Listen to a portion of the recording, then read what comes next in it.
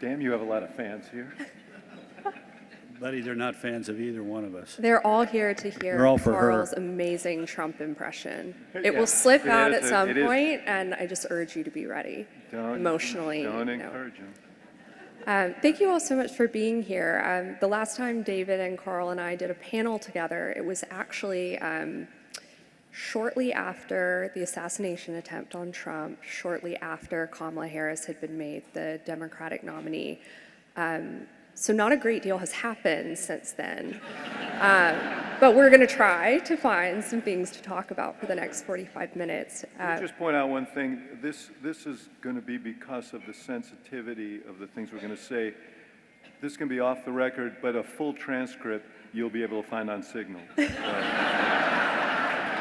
Punctuated by emojis, you know, fires, fist bumps, American flags.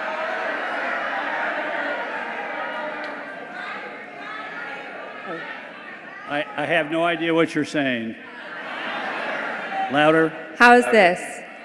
Good. Yeah, David, you need to bring Thank this you. down. Well, I like the think call they and said response. don't touch it, and I'm afraid to. Can you now?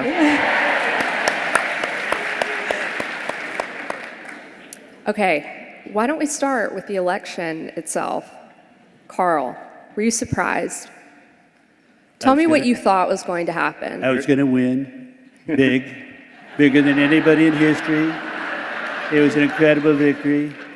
Not since George Washington won unanimously has anybody come as close as I have to. I told y'all. He's here all week, folks. Yeah. Try the veal. And Yeah. I expected him to win because it's hard for the Democrats to run that far ahead of Joe Biden, whose approval rating the week before the election was like 36, 37%. I was surprised that he took all 7 battleground states. I was also surprised that he ended up under 50%. He won the popular vote, 49-8. What was interesting to me was that 2 things. One is that she came as close as she did. 230,000 votes in 3 states, 2% in the popular vote. She ran 12 points ahead of Joe Biden's approval rating. But ultimately, the election came down to about 35, 36, 37% of the electorate said, we love Donald Trump. And then about maybe a maximum of 14% of the electorate said, we don't like him, but things were better when he was in there, and we cannot stand 4 years of more of the same. And to me, one of the critical moments reflective of her greatest weakness was the appearance on The View where they said, they gave her a softball. What would you have done differently? And she mused and looked off into space and then said, nothing comes to the top of my mind right now. And that was the moment that she became inescapably the candidate of more of the same. well, you put up with the withering interrogation of the women on The View there. I thought she held up well under it. Yeah. I mean, it's a tough place for a Democrat to go. They're hard-nosed. The questions are, they get to the heart of the matter. They're well-framed, and you got to bring your A game, and she did. I can't think of anything at the moment. I agree with Carl. That was because if you were in our business and someone slid a paper across the table and it just had 3 numbers on it, and the numbers were 28, which was the percentage of Americans who thought the country was on the right track. 40% was the president's approval rating on average at the time, and 75% of people said that the economy was fair or poor. You would say, I don't know who the incumbent party is, but they're going to lose, because no one's ever overcome numbers like that. Kamala Harris was the number 2 person in the outfit they wanted to fire. And that's very, very hard to overcome. I agree with Carl. It was a measure of Trump's tepid popularity that he only won by the margin that he did under those circumstances. He has interpreted it as a historic mandate. Nobody's ever been as good. Yeah. I mean, it's big, so large. There's so many things large that they're, you know, upset about and that I have, and it's a big margin. But he,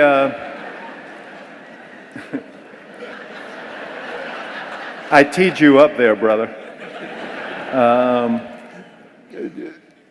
He is interpreted as a mandate, and the mandate really was, there was a mandate among the folks who voted for him relative to the border, and I think he, you know, has made that effort very obvious. But the bigger one was to bring costs down for people. He rarely talks about that. The things he's doing now are going to actually raise prices for people. And ultimately, I think that's going to matter. David, I think that you were one of the few prominent Democrats in advance of the election who were willing to be forthright about Democrats' vulnerabilities going into the race. Though there wasn't a historic mandate, as Trump claims, he did make pretty incredible gains with minority voters, and in districts, I mean, the Bronx, for example, the margins there I found fascinating. What do you attribute that to? Listen, I think one of the most telling numbers was that Democrats lost voters with incomes under $100,000. Working class voters broke his way. And I think that there needs to be a recognition that the status quo is not really working for large numbers of people. We are, you know, the economic polarity of our country is really profound. I just saw the statistic the other day that the top 50% have 97.3% of the wealth in the country, and wealth growth for working people in this country has been pretty stagnant for 40 years. And so, you know, and then the pandemic exacerbated all of that, as the financial crisis did. I mean, one of the things that I think really put Democrats in a bad position was, President Biden going out and campaigning on Bidenomics, the worst marketing idea since New Coke. And it really aggravated people, and it exacerbated a feeling that the Democratic Party, though it is in its own eyes the party of the working class, doesn't really have connection to the working class. Democrats have done positive things. I'm proud of my very small role in being part of an administration that passed the Affordable Care Act, which is now under threat, by the way. But the basic sense of possibility for working people in this country has eroded, and Democrats have approached working people not so much as allies and peers, but as missionaries and anthropologists, and the message is, we're here to help you become more like us. Right. And it's kind of laden with disrespect, even though that disrespect may not be intended. And that laid a lot of folks open to. And when you talk about, and I think when you talk about these young, particularly younger minority voters, Hispanic voters, black voters, I think that it's not unreasonable to look around and say, my circumstances haven't really changed that much. And you can say, but we did this program or that program. But the reality of my life is not that much better. So, I think this is something for Democrats to think about.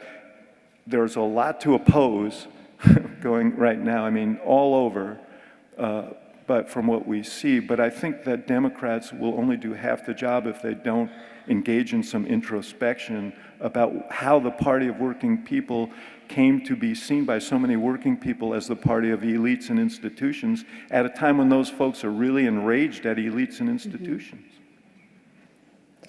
I hear no applause for that. Oh, there it is. I didn't know whether you were going to run me out of here. As soon as Trump wins, he starts talking about who he wants to assemble on his cabinet.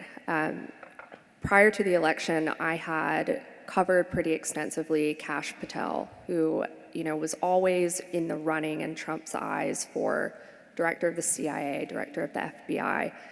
But what I found so striking is that, and this was even just after the election, many of Trump's allies were convinced that the way to elevate him to those posts was to nominate him in an acting capacity, for example, or appoint him in an acting capacity, or as a deputy, and then eventually elevate him through that process. But in fact, what Trump does immediately is nominate him for the top post. And you have Pam Bondi for Attorney General, Pete Hegseth for Defense Secretary. And to me as a reporter, that is a somewhat different Trump from the first term, who is saying, I'm putting a marker out there and I am leaving it to Republicans to follow me and to affirm these wishes. And I think even Republicans at the time felt that, well, surely Robert F. Kennedy Jr. is not going to get confirmed as HHS Secretary. Yeah. But in fact, that's what we see happen. And Karl, I'd love to get your take on, do you think that this indicates just a new level of acquiescence by Republicans to Trump's demands? Is it something different on the part of Trump in terms of his own boldness? I mean, what is the dynamic at play that allows all of these confirmations to sail And let me through? just add on to the question, why are you the only Fox News personality who didn't get a cabinet position?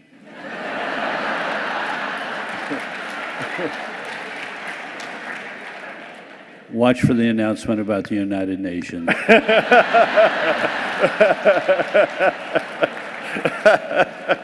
I'm coming for you, Commie Pinkos. I'm coming. Good one, David. Good one. So I think, look, Trump learned. What he learned from the first one was move quick, move fast, and I think this sense of I want somebody who's going to be loyal to my instincts and my priorities is more important than getting, the former CEO of ExxonMobil. I want people who are good on television and people who are loyal to me, and I'm going to insist upon fidelity from the Senate and threaten people if they don't line up right, which is why these people got approved in 53-47 Senate, with a couple of exceptions by, Hegseth has to have J.D. Vance show up in order to break the tie. But nobody who's been in that job for 4 years walks out of there at the end of 4 years not knowing something that they would like to do differently, and he's done that. The fast movement on everything, for example, I think that is deliberate. Let's overwhelm the system. Let's throw everything out there, get everything up there, move forward on every front we can. We will get stopped on some fronts by the legal system. We will get stopped on some fronts by circumstances and by the Congress, but it is better for us to attack on all fronts, and we'll get things done that we wouldn't otherwise have gotten done. But there is a problem, and it goes back to something that David brought up, which was the whole issue of Bidenomics. The economy is great, Bidenomics is working. And now we face the same issue. I was looking this morning in the newspaper.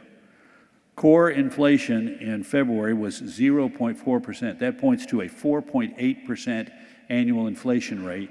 At the same time, it was offset by real disposable income, which if you take out government benefits, you got your Social Security increase in January and February. David, congratulations, we won't tax it. If you take out government benefits, increase in real income was 0.1%. So your income is rising today at 1/4 the rate of inflation.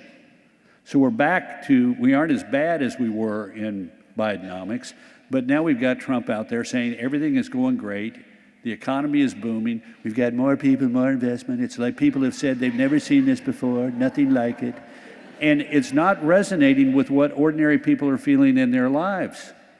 And it's going to get worse with these tariffs, because in his mind, a tariff is a tax that is paid entirely by the exporter. Right. And instead, we know that some of it is paid by the exporter in cutting their margins, some of it is paid in the currency swaps, but the vast majority of that tariff is a tax that is paid for by the people who are importing it. So if you're sitting there, I had a guy, I have the world's greatest dog, Doc Holliday. And I was taking Doc for a walk the other day in the local dog park, and a guy comes up to me. This guy started with nothing and built a very successful flavored water company. And he said, aluminum prices are going to go up because of the tariff, and I don't have any, the American suppliers are not reducing their prices, they're raising their prices. If the cost of the foreign import is going up 25%, they're going up 23% or 24%. And he says, so all I've got to do is, I'm now figuring out how much I'm going to have to tell my customers how much more they're going to have to pay for my product. Now, everybody in that company knows what they're going through and what it's going to do to their sales. So when you say, I'm going to slap a 25% tariff on foreign automobiles and foreign parts, and you're Ford with 52% of your car made out of American-made components and 48% of that car made out of Mexican and Canadian components, the cost of that automobile is going to be 48% times 25% is going to be the price that's going to increase. So the felt experience of everybody is going to be, hey, we had a one-time increase in the cost for what we're buying. Can you imagine what's going to happen next fall when people go to buy clothes for their kids and they're paying 25% more for stuff that is now today coming in from Vietnam and Cambodia and Central America to put our kids in new clothes for school? So Trump has got to be very careful about this thing, or he's going to end up exactly where Biden was on economics, and that is the people say, you're talking about a different economy than I'm living in my life. But at least we'll have taken on the goddamn Canadians. Sons of bitches. I saw this morning... That's what we say in Texas, you can never trust a Canuck.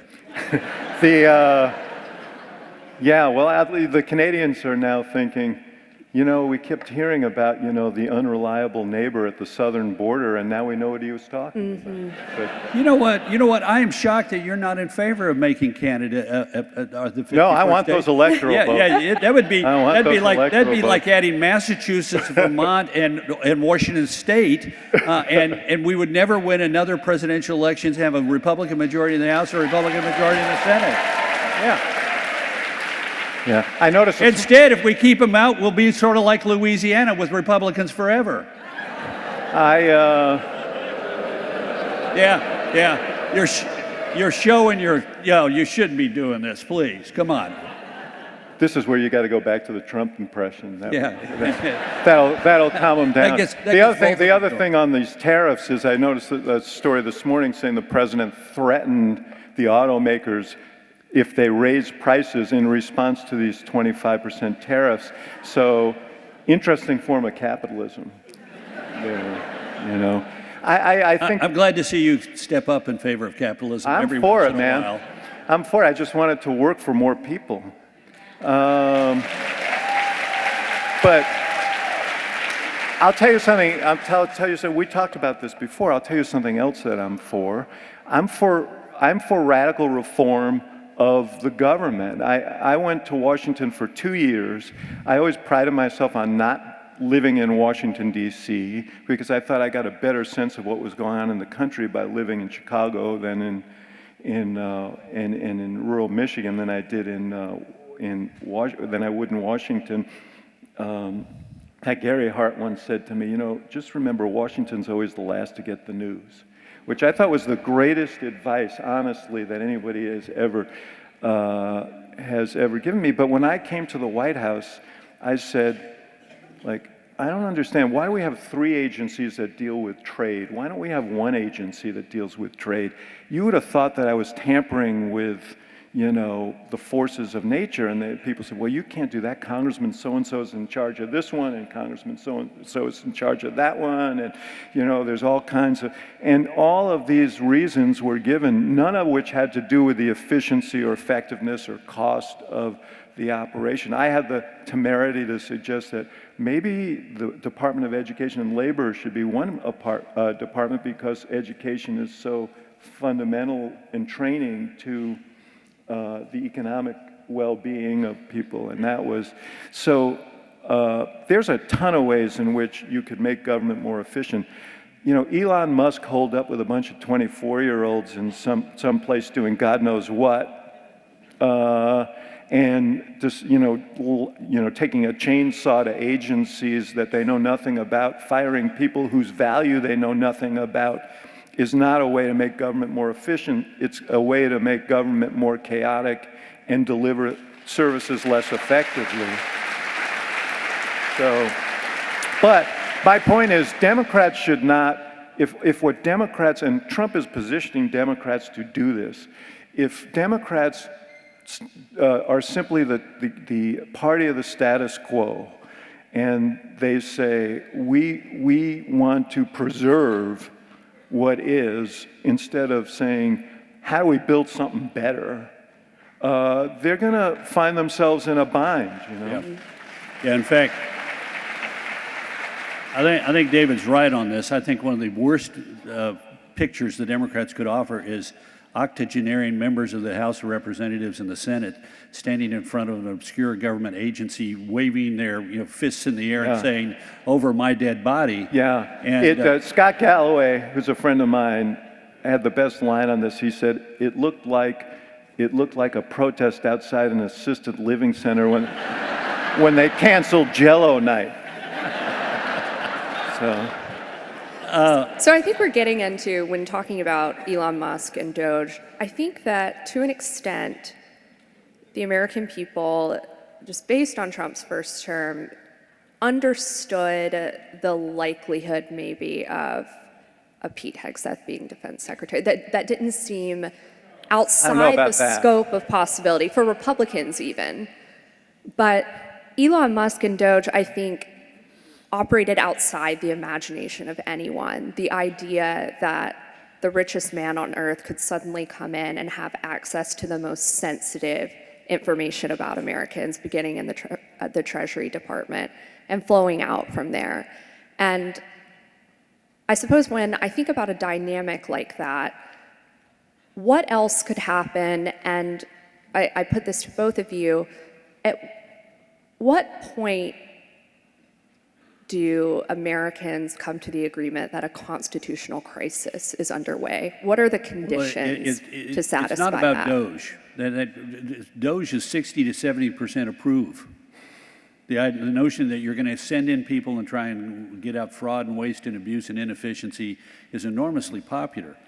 There are a couple of problems. I thought a key moment was that moment in the cabinet meeting where we apparently had the argument between Marco Rubio, the Secretary of State, and Elon Musk, where Rubio said, "I'm the Secretary of State, I should make the decision. You tell me how many people you want me to reduce my head count by, and I'll make that decision because I got to live with the consequences of it." To which Musk said, "You're really good on television," in sort of a dismissive way. But Trump was smart to side with Rubio. At the end of the day, Elon and the big balls, he's going to go back to have a life in the tech world. A musketeer. Yeah, the musketeer. But the person who's going to have to live with the results is each one of those cabinet secretaries. So I thought that was... And the American people. Well, and the American people. There's the other thing, though. Yeah. Here's the other thing. American people also have to live with the consequences of inefficiency. What the hell was the USAID doing funding some kind of a transgender parade in Ireland? I'm all in favor of foreign aid, but the Irish don't need American foreign aid. It's people starving in Sudan or at risk of AIDS in Africa. They need our support. And by having the USAID do lots of stupid things, they gave an avenue to go in and critique the whole thing rather than the bad stuff. Okay, but you make a good point. They gave a fig leaf to them to destroy all of American foreign aid. Right. So again, if you want to reform, we can have a debate about individual programs within USAID, but to destroy American foreign aid, and I don't think this is an electoral issue that works for Democrats, but this is, the fundamental truth is that may be one of the worst national security and foreign policy decisions in history. Yeah, which is why which is why Rubio said, I get to make the decisions about what stays and goes. As you know, there's long been an argument with people saying the USAID ought to be folded back into the State Department so it reflects the foreign policy needs and desires of the American government, not of an semi-independent agency, which has some things that are statutorily required and some that are just sort of their decisions. But I thought it was important that Rubio said, I want it back inside, and I get to be the guy to make the decision. Yeah, but then he has to make the decisions, and what's happened is thousands of very valiant young people from around the world and not so young people have been, first of all, treated terribly, but they've lost their jobs, they've come home. The people who relied on them all over the world are without the help of the United States.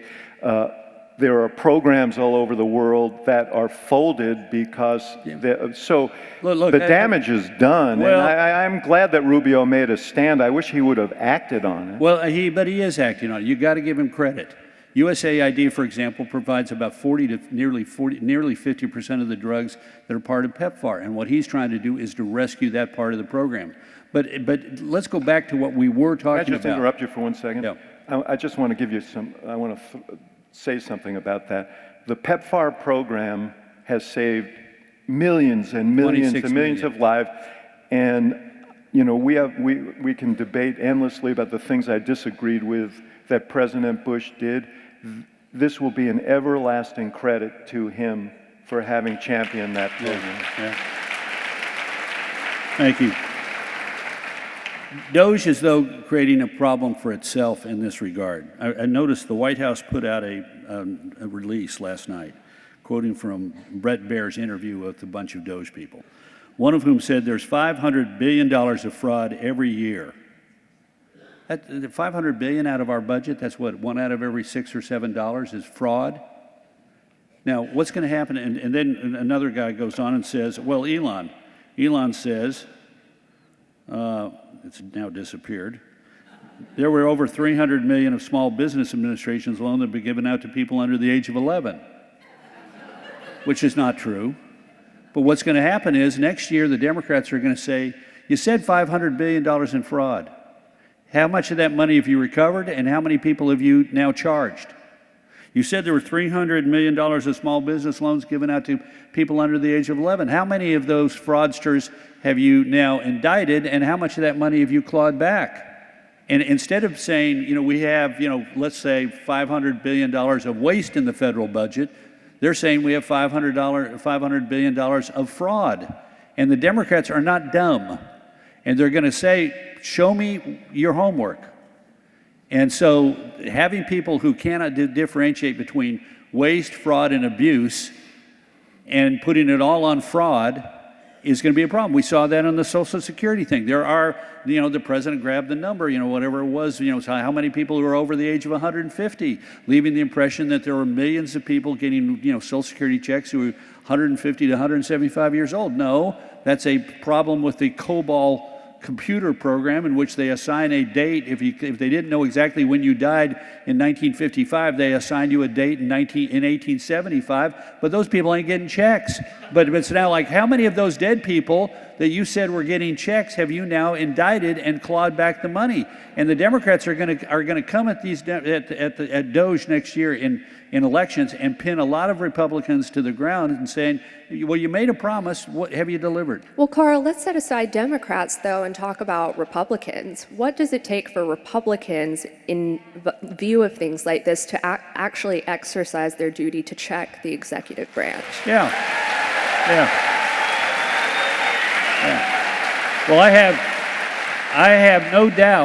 have no doubt that there will be checks, and it will start with the issue of, are you spending money that the Congress appropriated? If there's one thing that is going to unite Republicans and Democrats, most of them in Congress, it's going to be if the White House says, you appropriated the money, but we ain't going to spend it, and we're not going to send you a rescission request.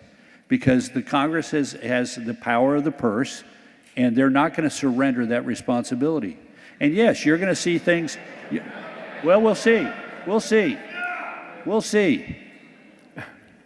on your time schedule. But like, for example, the other day, I thought it was something that Roger Wicker and Mike Rogers both said, got to spend the money.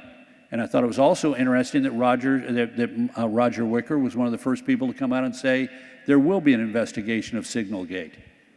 And, you know, I know Democrats are eager for Republicans to do what Democrats refused to do under Biden. I don't remember many Democrats saying, geez, yeah, $870 billion of our tax dollars can be spent by the president without the approval of Congress by giving away, student loan, default. I mean, so let the system work.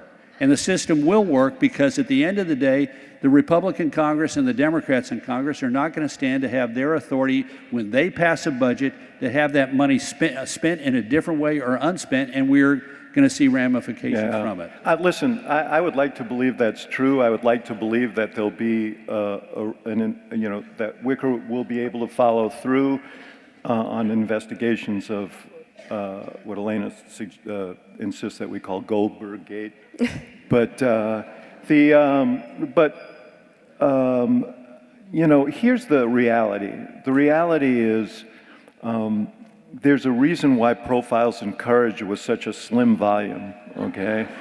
Politicians, I think there are a lot of very well-intentioned people who go there to do positive things and would like to do positive things and would like to vote their consciences and so on. But I think they also persuade themselves that I can't do that if I'm not here. And what Trump has been willing to do, to the extent that I think previous presidents have not, is threaten people in his own party and having Elon Musk and a bottomless pit of money sitting next to him, menacing people that he's going to primary them if they defy him. I mean, the pressures that Senator Tillis felt on Hegseth, because if he had voted no, that would have gone down, were enormous. The pressures that Senator Collins felt on Kennedy or Cassidy, who I think is a very decent man, enormous. He's up for re-election. Trump, to the degree that we've never seen in our lifetimes, is willing to use every single lever of power to intimidate members of Congress, law firms, businesses, to heel to his will. Until and unless members of Congress feel like the greater threat is that voters are going to throw them out. And let's be clear, the way our politics works today, the greatest threat to members of both parties in the vast majority of states and districts in this country come in primary elections, not in general elections. So the fact that Trump, he may not be terribly popular among independents, he's certainly not popular among Democrats, but he's very popular among Republicans, and he has a lot of power and a lot of money and a lot of influence, and people are worried about preserving themselves in office. And let me certify, I don't think that the fear of losing their seat, I mean, I faced it when we were trying to get votes for the Affordable Care Act and the resistance that a lot of Democrats who supported it had because they were worried that it was going to cost them their job. And I honor those Democrats who cast that vote, particularly in the House, who did lose their jobs, and that was part of it. And, I bump into a lot of them, or some of them, from time to time, and it's heartening to me because they say, that I'm proud of that vote and I wouldn't have changed it. And that's sort of the way you want things to work, but that's not always how it works. What can we predict about Trump's durability in the second term, given that, I think one of the most striking images of his presidency thus far came during the inauguration itself, when behind him you have Elon Musk, Jeff Bezos, Mark Zuckerberg. Well, those were expensive seats. Correct.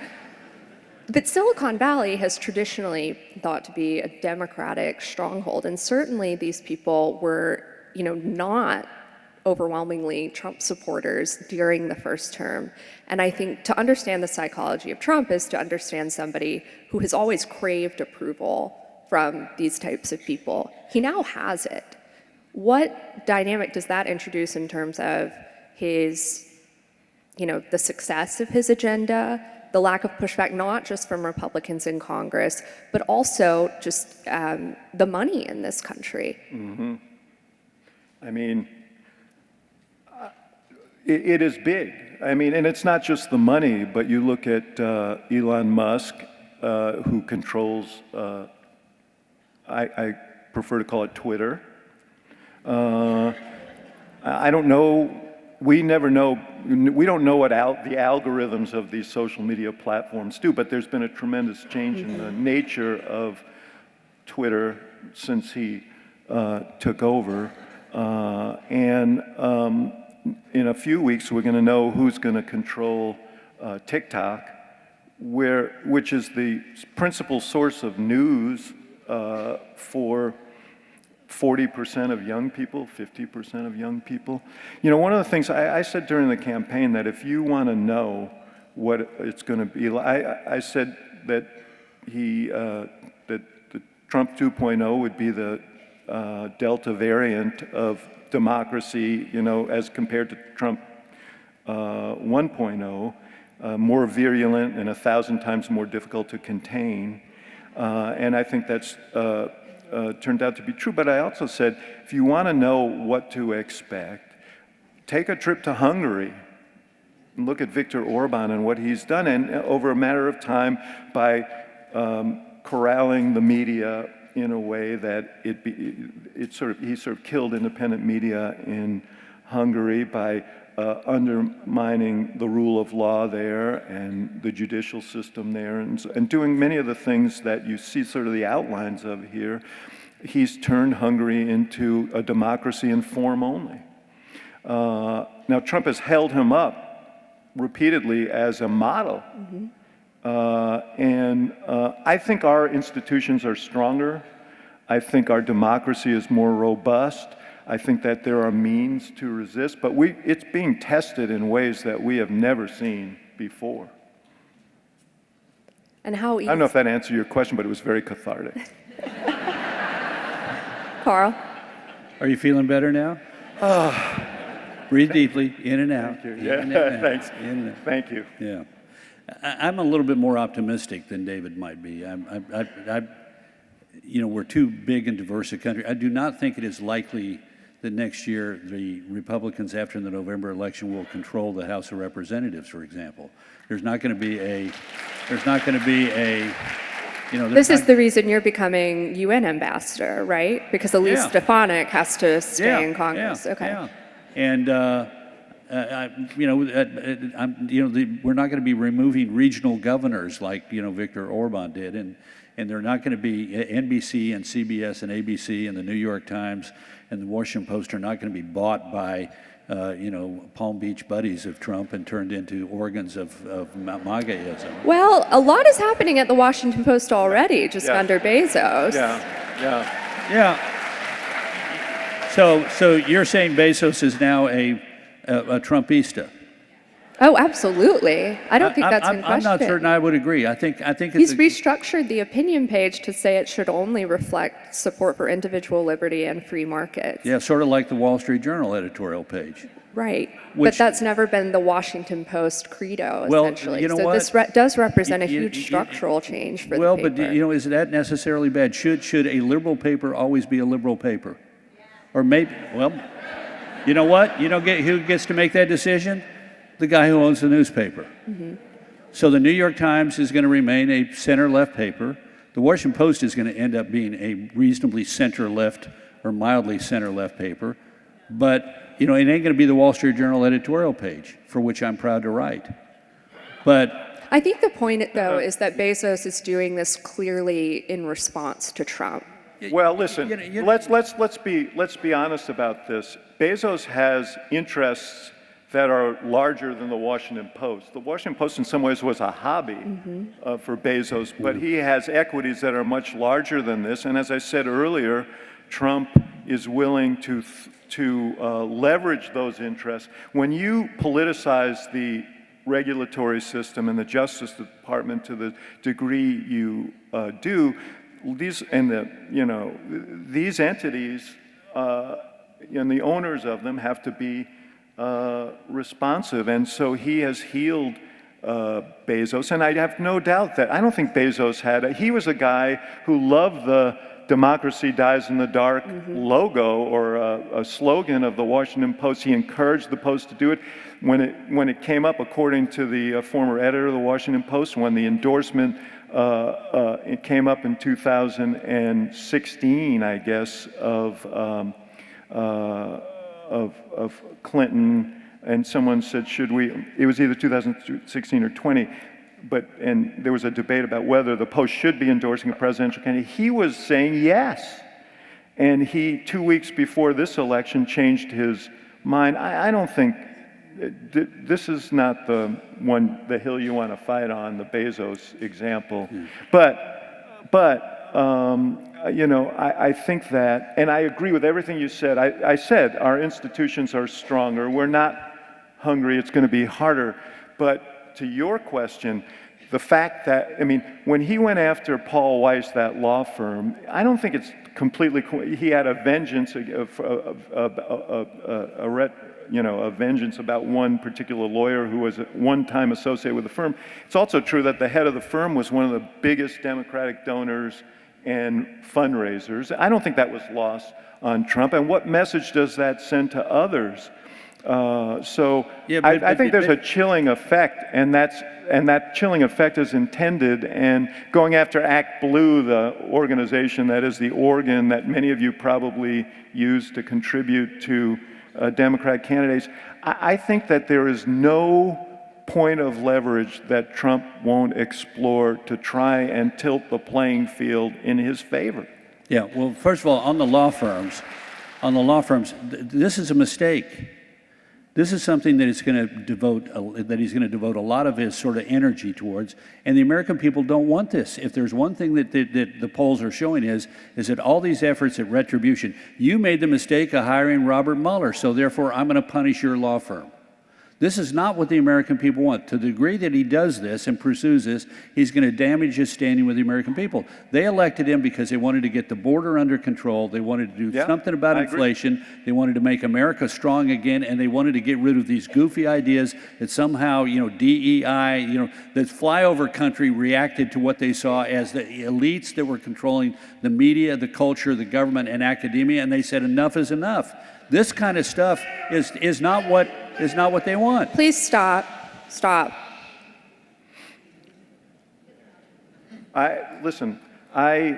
Here's what I believe. What I believe is that he spent 3 hours in the Oval Office scolding the head of that law firm who came in and surrendered. And I think if I'm a voter, I'm thinking, if I know about that, I'm thinking, shouldn't he be spending 3 hours thinking about how to lower costs, which is what he promised to do? And I think that will,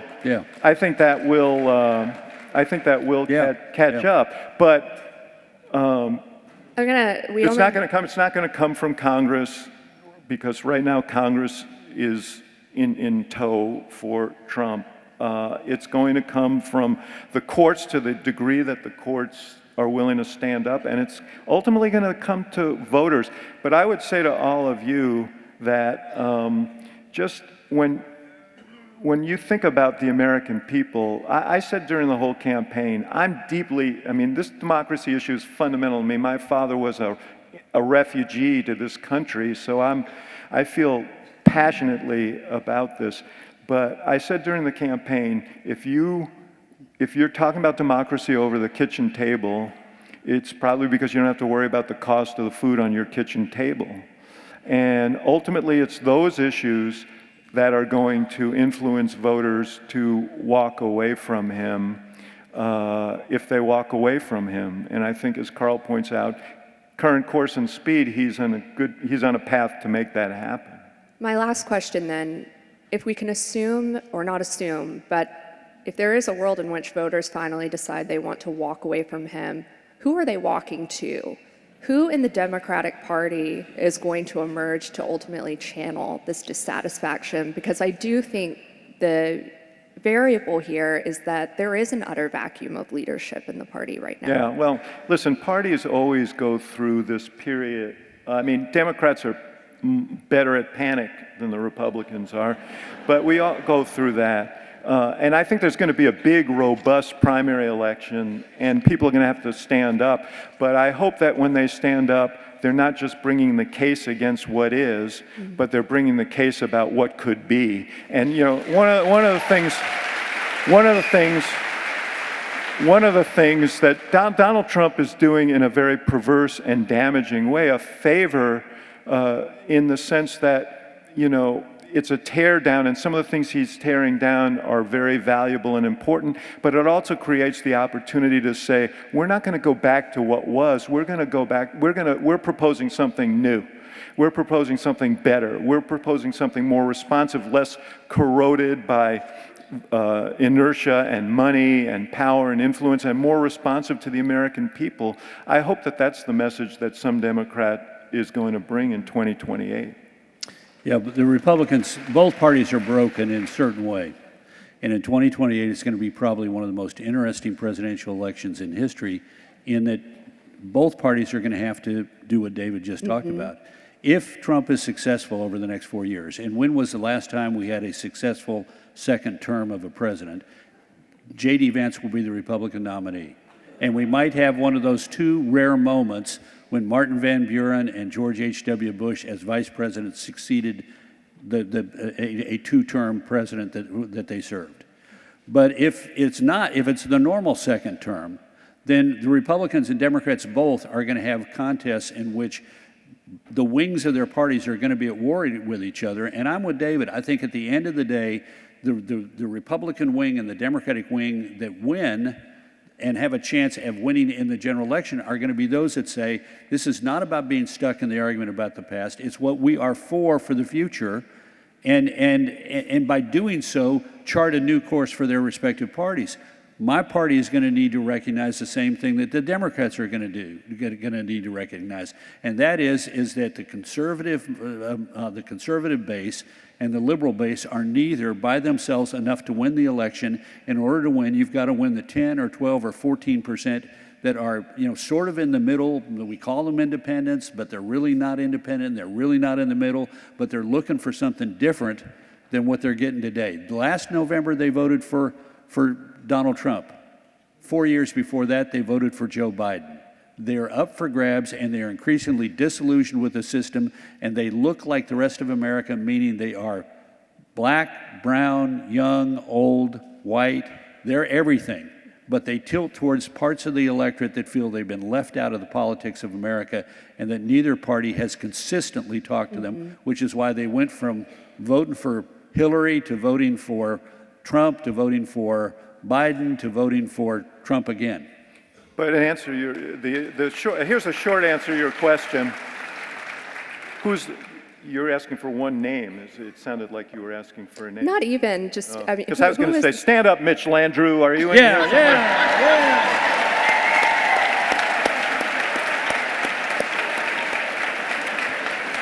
It all starts here. That was, for those of you who are not professionals, a classic audience pander. So. Okay, we are out of time, but I just want to say what an honor this has been. I think the two of you really model what discourse should look like in this country. And I sincerely hope that everyone who's here today, you know, is inspired by this model and can take it into their own lives, because I think that's the way democracy functions in a healthy way at the end of the day. And yeah, what a privilege to have it showcased here today. Thank you.